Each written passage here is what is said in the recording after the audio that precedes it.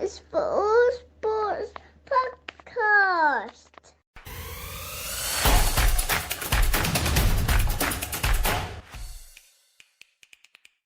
Welcome to the All Sports Podcast with me, Matt, and today, Joel. How are you, mate? Hey Matt, all good mate, how are you? Really good, thanks. And James, how are you? All good. Been a while. Happy to be back. Good to have you. And Femi. All good, mate.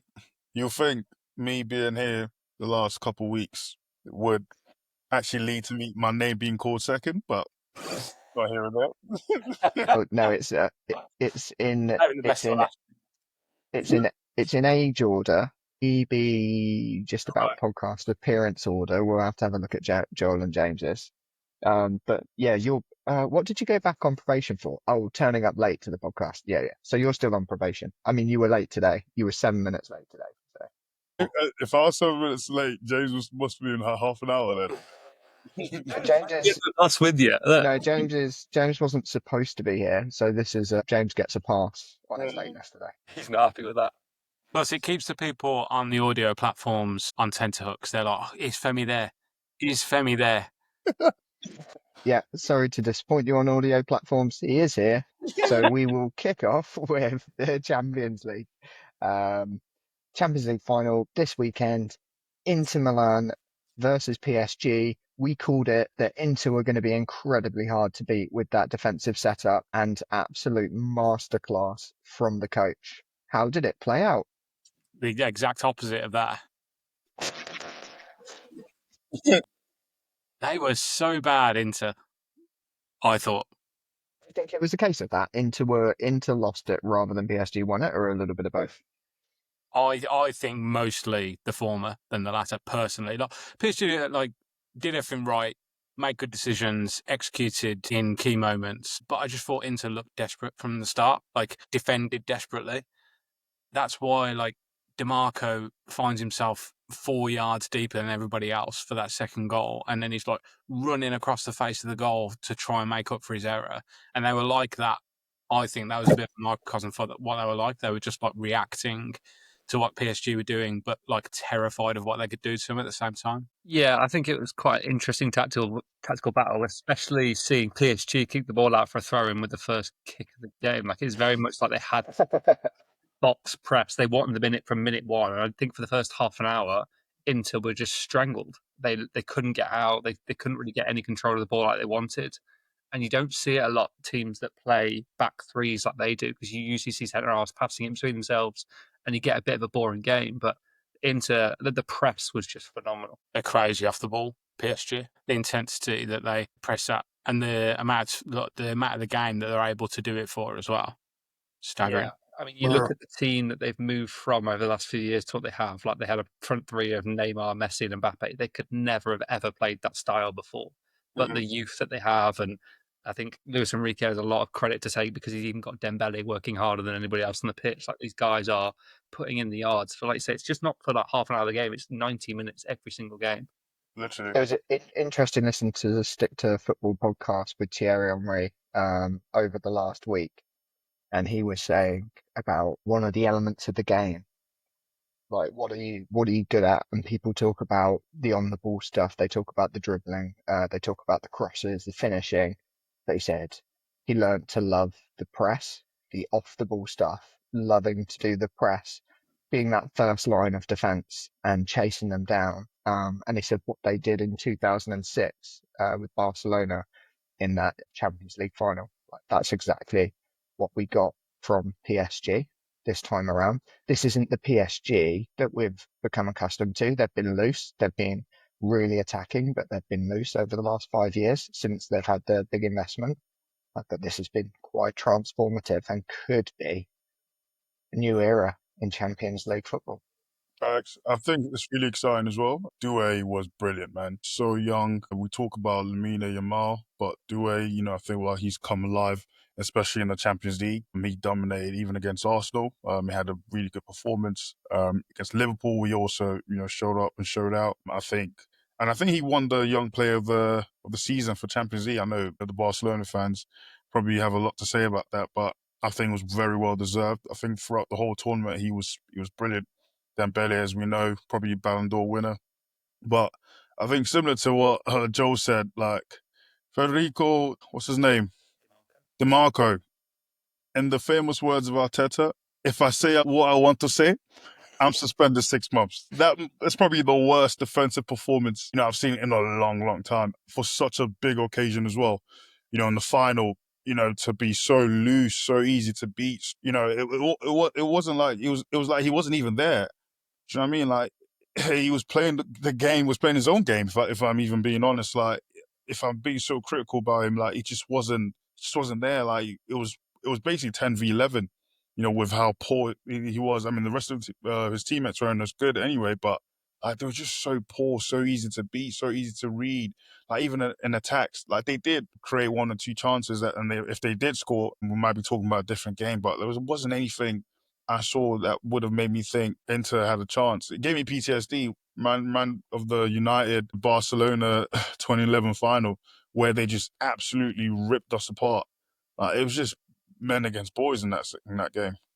They had the youth and the pace and the power of the midfield just highlighted how sort of sluggish Inter's box was. Like the Barella and I can never say his name right, Kogologlu, whatever his name is, Hassan. I Yeah, think it's Chaneloglu, but Çalhanoğlu, yeah, close. I can never say that right.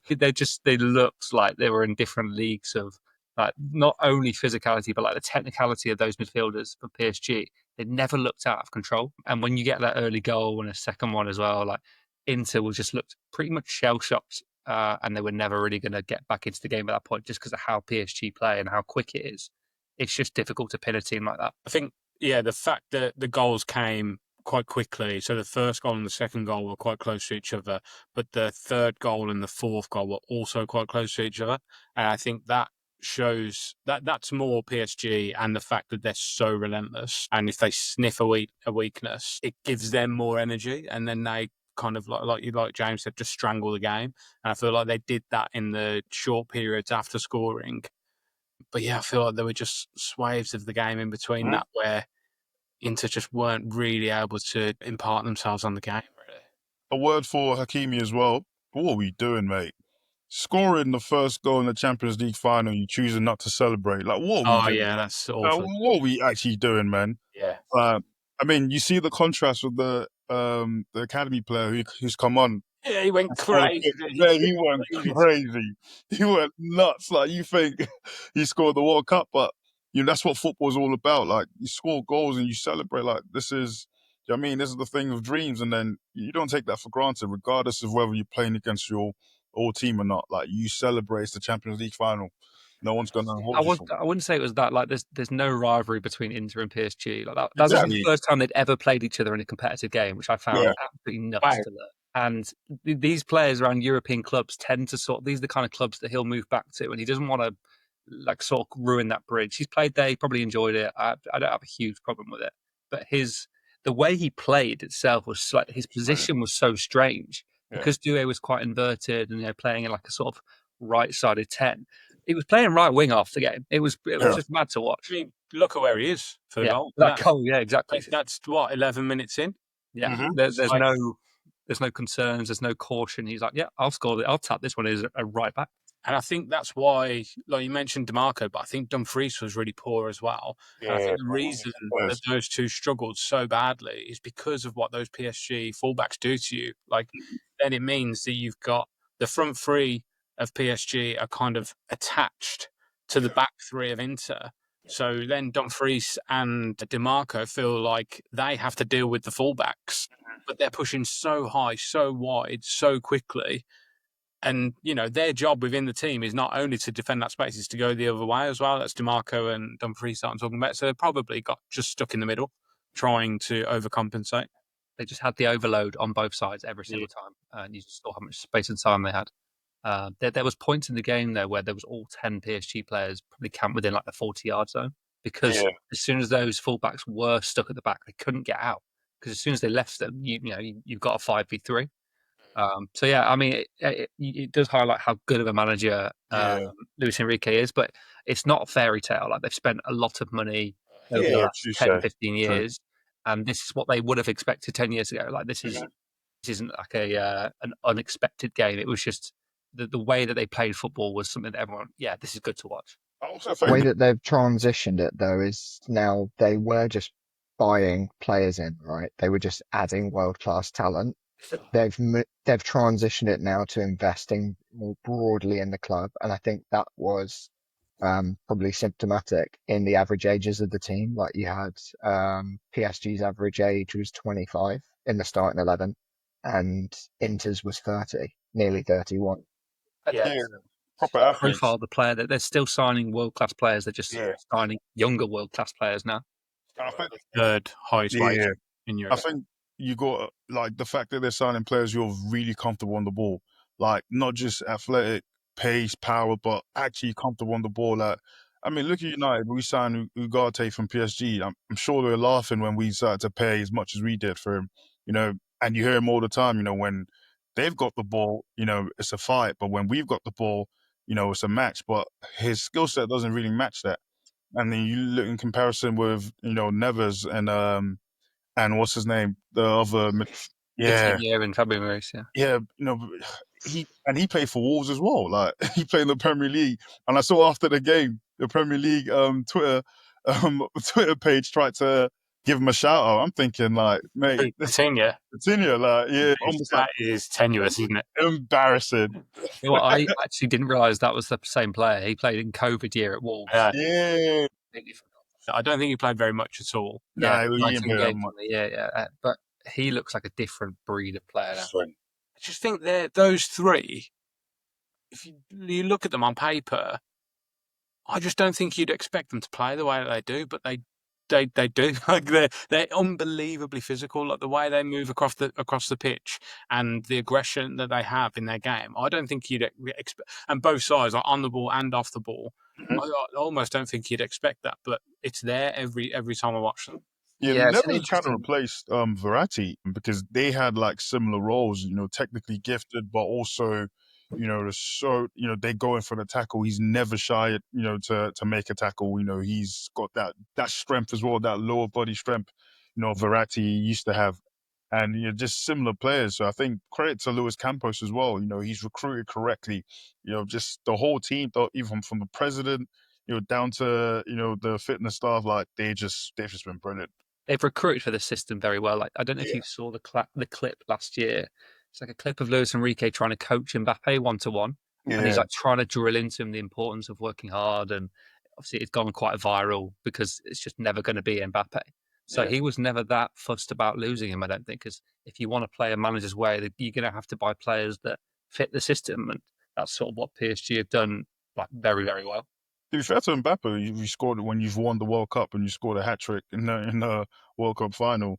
You know, without having to do all those defensive things you're being told to do. Like, you know, Yeah, I'm not saying International football, though, I would say it's very different. yeah, it's also not like he's a bad player. Like, he still scored a lot of goals for Real Madrid, but for the way yeah, that Luis Enrique wanted his team to play, he was stuck in two phases. He had this new wave of playing, and then one player who wasn't buying in. Which then, if I'm a 19-year-old and I see the best player in the world not working better, like, why would I do it? Like, I think I want to be like him. It's yeah. just like a culture thing, isn't it? Yep. I think I just want to close out on the point that James made about it not being a fairy tale. And I am a bit annoyed about some of the fawning over PSG in general. You know, they've won it. Fair play to them for winning it. It only took £2 billion and state-backed project. I mean, I the mean, interesting they're thing, if you not look the at the only team season, to spend though. there's two times in the season where they looked a little bit rocked, right? In the Champions League, I say outside of the group phase, because in the group phase they weren't that great, but in the knockouts, they led for 3 minutes against Liverpool or something silly. Like, they basically were never really in the game against Liverpool, won on penalty. They got absolutely rocked at Villa Park for 15 minutes and looked like they were going to, fold like a house of cards. They did rally very well, but that team in the final was not what you saw in some of the games before. They really dominated from minute one. Yeah, honestly, I think as the game goes, like, to the highest ever Champions League winning margin, that probably won't ever get beaten because they're usually quite cagey affairs. It's one that people are going to remember for a while because they played so. It's just enjoyable to watch. It's probably their best performance. Yeah.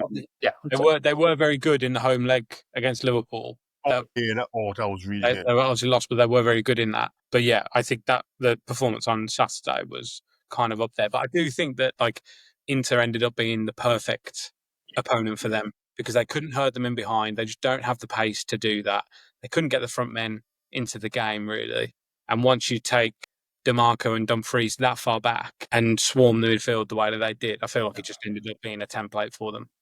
It's going to be a bit of a bloodbath to watch. Will be PSG versus Spurs in the Super Cup. We were robbed, man. Barcelona, Who's PSG. we in this scenario, please? No. Like us as football fans, Barcelona, PSG would have been a final for the ages, man. That would have fed families. Oh my Like, it's kind of on Hansi Oh. Flick. I'm a bit like, why? All he had to do was just veer away from his principles slightly, just like maybe not play such a crazy high line just for a few minutes, and they might have got through. But he just threw pragmatism out the window. It was Inter played their best game, didn't they? So Yeah. and got it, and that was their final in essence. I mean, They were two crazy Mkhitaryan games. starts for Inter. I can't Who's that? believe that. Mkhitaryan. Mkhitaryan. Yeah.